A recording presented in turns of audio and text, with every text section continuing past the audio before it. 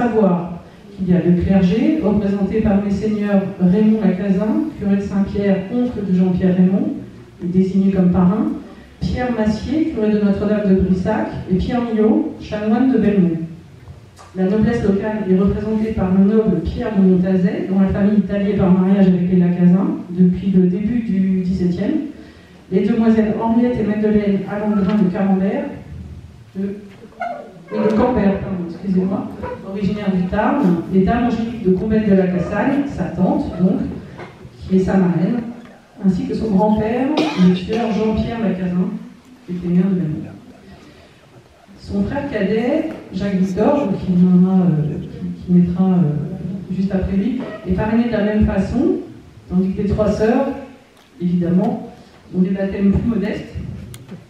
Mais ceci dit, au mariage de l'aînée, Marie-Thérèse, les invités seront aussi des invités prestigieux. Alors, donc vous avez effectivement là sur l'acte que je vous montre toutes les signatures de l'époque. Alors, de la prime jeunesse de Jean-Pierre Raymond, je n'ai pas trouvé grand-chose forcément, mais il était destiné, de par son rang de naissance, à la prêtrise, ce qui est une spécificité relativement locale que j'ai découverte en lisant le livre Unis en terre rouge, à savoir que, plutôt que de partir pour l'armée, le premier-né, l'aîné, ici, était destiné à la prêtrise. Par contre, Jacques Victor, le suivant, lui, serait destiné à prendre la suite de son père, à savoir à faire du droit et à devenir juge éventuellement.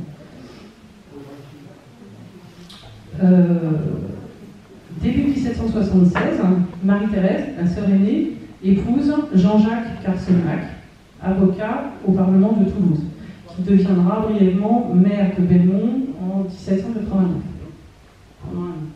jusqu'en 1790. Jean-Pierre Raymond, par contre, je le retrouve, il est inscrit à l'Université de Toulouse en continu de 1779 à 1781. Il est maître SA en 1779 et il devient bachelier en théologie en 1783. Il est clerc conjuré la même année et désigné comme tel en mars lors du baptême de Jean-Pierre Louis Carsenac, le premier enfant de sa sœur et de Jean-Jacques Carsenac. En 1781, sa mère décède, Marie-Christine de Combette de la Cassagne, elle décède jeune, à 46 ans. Jean-Pierre Raymond n'a pas tout à fait 20 ans, et son frère Jacques Victor pas encore 16.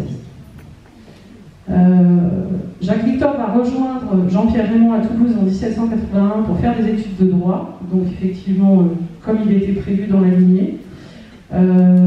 Mais apparemment, il n'obtient pas son diplôme, et je perds sa trace à ce moment.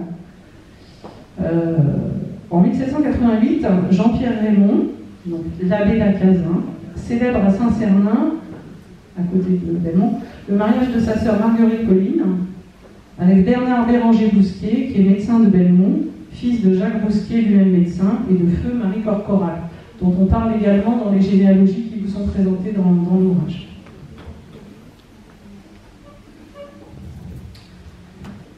En fin juin 1789, donc vraiment juste avant que n'éclatent les événements révolutionnaires, nous voyons pour la première fois apparaître Jean-Pierre Raymond comme témoin lors d'un mariage en tant que bachelier en théologie, vicaire du dit Belmont. Donc là, il est effectivement reconnu comme étant officiant. Là, vous avez deux extraits que j'avais sortis où en fait, il est vicaire. C'est un titre qui a été validé par l'évêque de Vabre et qui lui donne pour rôle d'assister ou de remplacer le curé de la paroisse, à cette époque le père Nicoulot, qui va exercer pendant de très longues années à Belmont, puisqu'on le retrouve sur les BMS pendant très très longtemps. Et d'ailleurs, il y a des choses assez touchantes sur ce prêtre, puisque au début de la période où il commence à inscrire des actes, essentiellement des actes de décès pour les enfants par exemple, il le fait assez sèchement, et sur la fin de sa vie, il le fait avec beaucoup de... on sent que cet homme a pris énormément d'humanité. Et ça, c'est un petit peu quelque chose à part.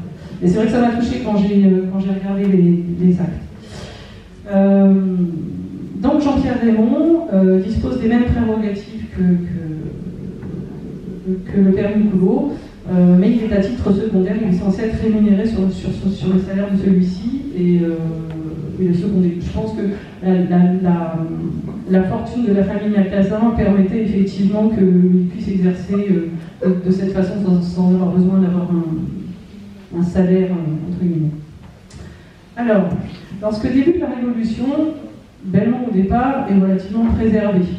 Elle a de la chance, elle n'est pas très très proche des grandes villes, mais très rapidement quand même, les premières confiscations de biens du clergé, à partir de novembre, et puis le décret de novembre 1790 qui impose la prestation de serment des prêtres à la constitution civile du clergé, rencontre une grande résistance dans tout le Rouergue. Le Rouergue est quand même une terre qui est extrêmement catholique et fervente. Donc depuis, à partir de 1791, le pape Pie VI, qui ne s'était pas prononcé jusque-là sur cette réforme, finit par la condamner. Et ceux qui ont refusé la prestation de serment sont déclarés réfractaires. Et l'abbé Lacazin en fait partie. Ceci dit, il semblerait que la famille Carcenac ait été plus proche des républicains. Donc je pense qu'il y a peut-être eu des histoires dans la famille, parce que effectivement il a dû y avoir des discussions peut-être un peu houleuses entre les Carcenac et les Lacazin à l'époque. Donc ceux qui ont refusé la prestation de serment sont déclarés réfractaires, et les droits de plus en plus répressifs sont votés, d'abord dirigés contre eux seuls, puis contre leur famille. Alors, la dernière preuve de présence à Belmont de l'abbé Lacazin apparaît le 20 juin 1792, à l'occasion d'un décès, ce qui est assez inhabituel, puisqu'il apparaissait plutôt sur des registres en tant qu'officiant pour des célébrations de mariage. Il faut savoir qu'à partir de mai 1792, la situation devient extrêmement tendue pour tous les prêtres qui n'ont pas prêté serment. Et il est probable que sa fuite vers l'Italie, c'est-à-dire pour essayer de rejoindre Rome, date de ce début d'été, puisque les mesures contre les réfractaires deviennent intolérables après que la proscription ait été décrétée le 26 mai 1792. 26 mai. L'abbé Lacazin a alors 31 ans, ce qui peut correspondre à l'âge qu'il a sur le portrait, et accréditerait la thèse selon laquelle ce portrait était réalisé pour conserver son souvenir alors qu'il prenait le chemin de l'exil. Alors ça c'est ma théorie, mais je pense même effectivement qu'en fait il a dû être réalisé par quelqu'un de sa famille, et sans doute avant qu'il parte. Bon, de toute façon, le fait qu'on ne trouve plus de traces de lui sur des actes n'est pas normal non plus, n'explique pas en soi le fait qu'il ait pu partir, puisque à partir de cette période, en fait, les registres sont tenus par deviennent civils, laïcs, donc ne sont plus tenus par les prêtres. De nombreux prêtres injurés, qui ont refusé de prêter serment, du sud de la France conversent vers Nice, qui est à l'époque appartient au duché de Savoie, donc est indépendant. Alors je vais vous montrer un petit peu, voilà, le trajet qu'a pu faire l'abbé Lacazin pour essayer de rejoindre Rome. Donc vous avez Rome tout en bas de la carte. Ça fait un bon petit périple, et encore là j'ai fait une simulation sur Google, et il faut imaginer les routes à l'époque, les infrastructures n'étaient pas du tout les mêmes, et les risques que prenaient les réfractaires qui essayaient de partir en Italie pour réussir à passer au travers des troupes républicaines. Bon, on peut penser aussi qu'ils avaient quand même un certain nombre de soutien tout au long du voyage, mais c'était un peu compliqué.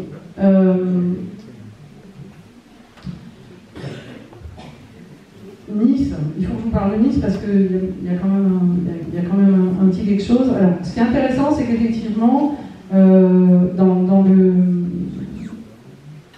le petit extrait que j'avais trouvé de 1921, on parlait effectivement de Nice.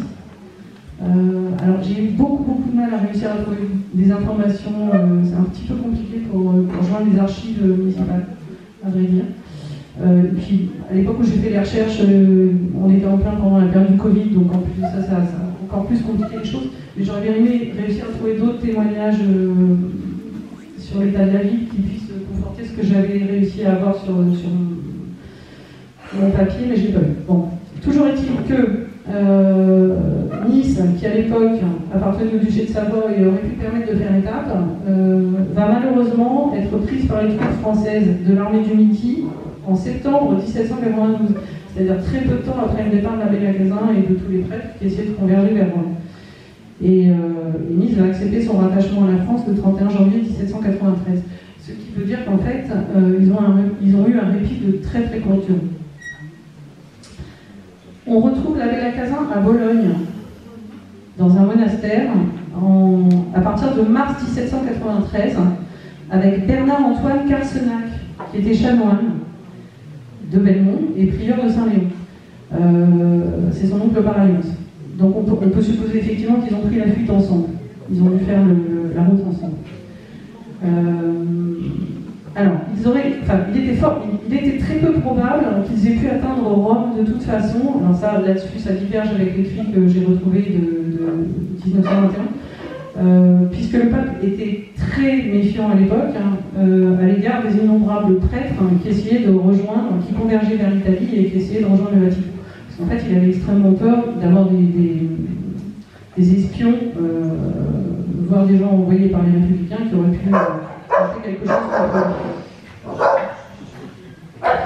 Et donc le pape avait à l'époque décrété que les immigrés devraient être retenus dans divers monastères dans toute l'Italie, en fonction de l'endroit où ils étaient arrivés.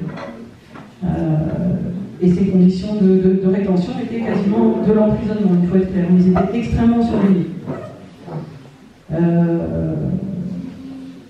Alors, on ne sait pas combien de temps exactement il est resté enfermé à Bologne, mais on peut penser qu'il y est resté plusieurs années. Toujours est-il que les familles Lacazin et Carsenac, elles, qui étaient restées en France, ont quand même commencé à subir les représailles des départs. Et donc les biens ont été séquestrés et déclarés biens nationaux. À cette période, également, il y avait de nombreuses listes qui étaient dressées et réactualisées et qui recensaient les prêtres réfractaires, leurs familles, leurs biens, mais avec plus ou moins de justesse. Et là, en l'occurrence, j'ai retrouvé, et je remercie les archives départementales parce qu'elles ont réussi à me trouver ça, un état général des biens des prêtres déportés et reclus du district de Sainte-Afrique. Alors, il y a plusieurs tomes. Et qui disent que Jean-Pierre Raymond Lacazin et Bernard-Antoine Carsenac sont déclarés déportés, alors qu'en fait, ils sont à l'époque recensés en Italie, à Bologne. Ce qui veut dire qu'il y avait des listes qui n'étaient pas d'une exactitude totale non plus. Peut-être que les révolutionnaires faisaient des listes et dressaient des listes histoire de faire du nombre, on peut le penser peut-être aussi. En tout état de cause, quand un prêtre manquait à l'appel, ils avaient peut-être tendance à le marquer déporté, alors qu'en fait, ils ne savaient pas où il était resté. À partir de la fin de la Terreur, c'est-à-dire fin 1794, donc début 1795, le régime politique s'assouplit après la Terreur, arrive le Directoire, et ce régime assouplit un peu la répression contre le clergé réfractaire. Donc le retour d'exil peut devenir possible. Début 1797,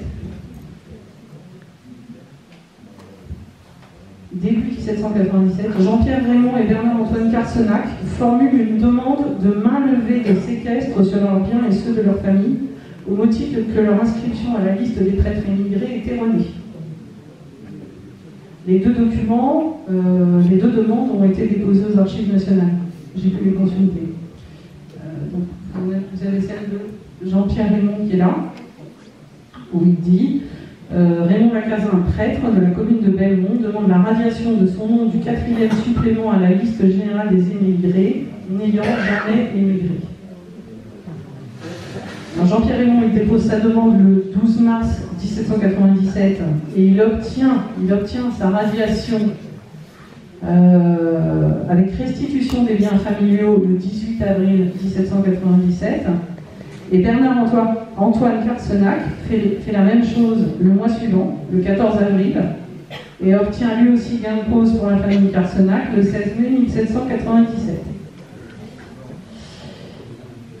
Et dans ces dossiers, ce qui est intéressant, c'est qu'ils présentent des témoignages d'habitants de Belmont qui attestent qu'ils n'ont jamais quitté la ville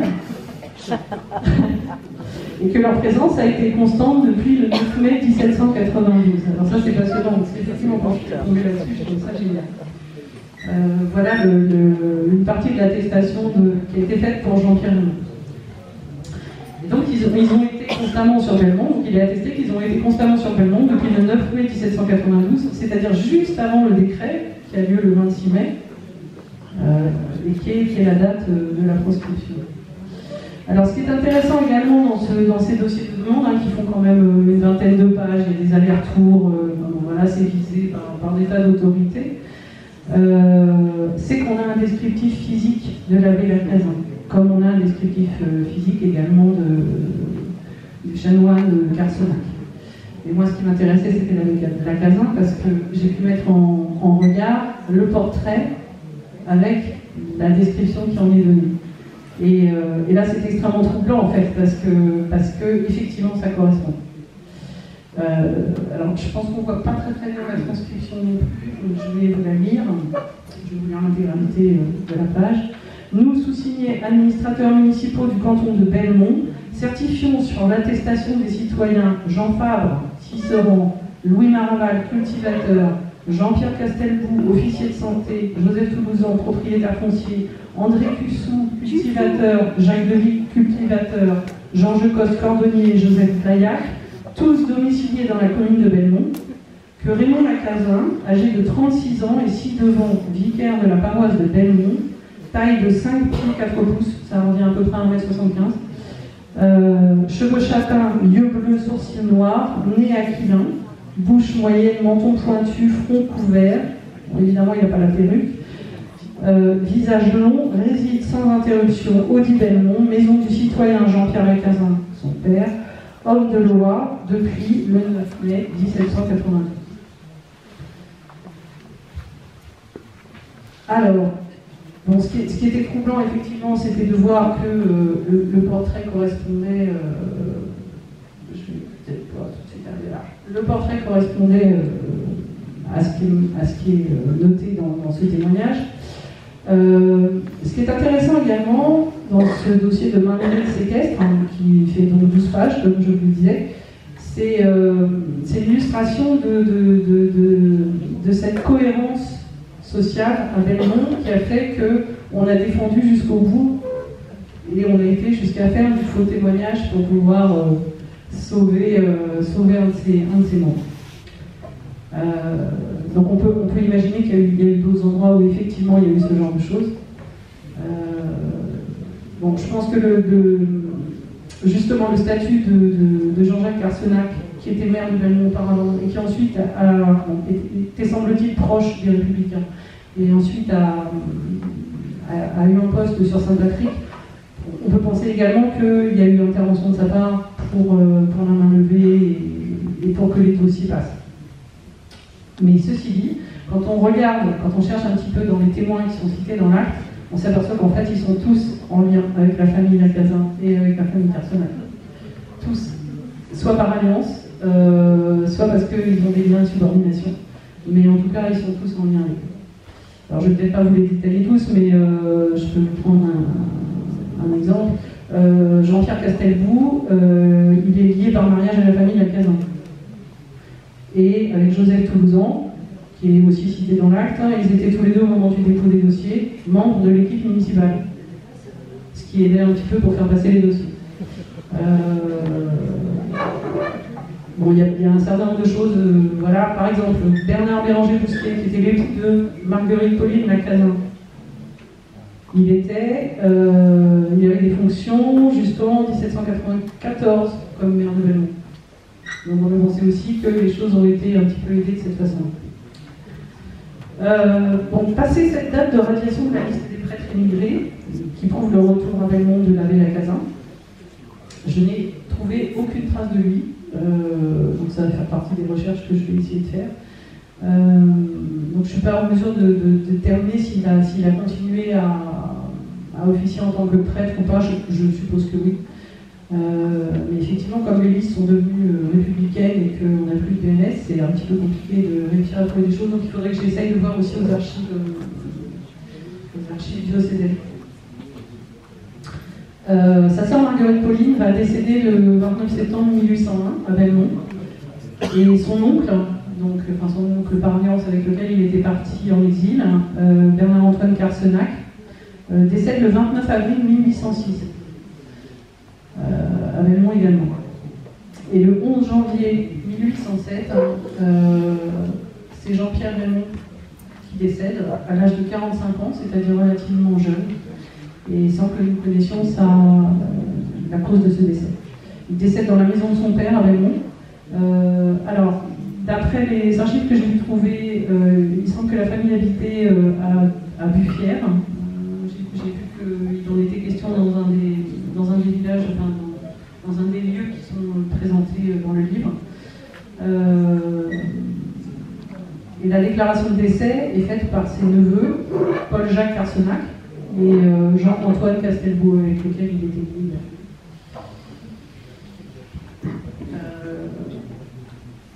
Voilà l'acte de décès. Son décès est porté au registre des déclarations pour succession le 25 juin 1807, en même temps qu'est déclaré celui de son oncle, Bernard-Antoine Carsenac, survenu pourtant un an plus tôt. Et la déclaration est faite par Jean-Pierre Lacazin, donc le père, qui est très âgé, qui a 88 ans, mais qui n'a pu signer pour cause de ses infirmités et de son grand âge. C'est ce qui est noté en marge de l'acte. Et Jean-Jacques Carsenac, son beau-frère, qui est l'époux de Marie-Thérèse, la sœur de Jean-Pierre Raymond.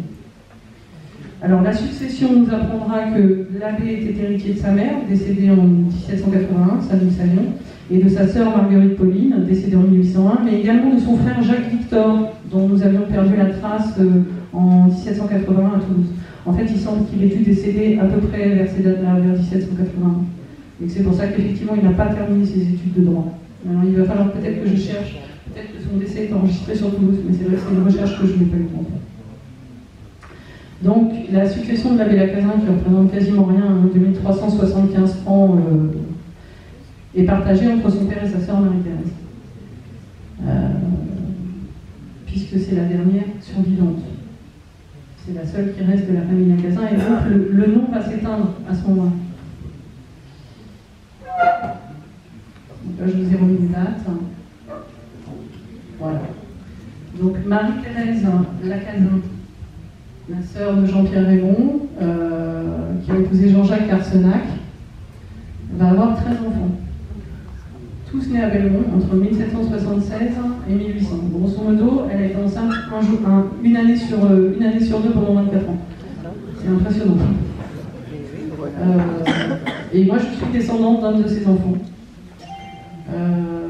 qui était une de leurs filles, Justine Olympe Mélanie Carsenac, qui décédera à Rodez en 1890 et qui est enterrée dans le cimetière que moi j'ai connu, où sont mes grands-parents, qui est plus au nord vers Rodez, dans un petit village qui s'appelle Panat, près de Clairvaux d'Aveyron. Voilà. Et c'est ainsi que se termine ma recherche sur l'abbé Lacazin. Là, j'ai fait un